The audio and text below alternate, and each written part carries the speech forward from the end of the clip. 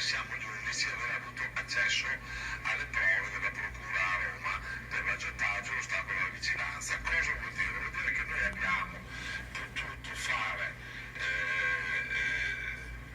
diciamo, le giuste pressioni e qualche risultato c'è stato, perché quello che è successo con le banche, se non veniva fatta questa procedura, le banche non tiravano fuori il 15%.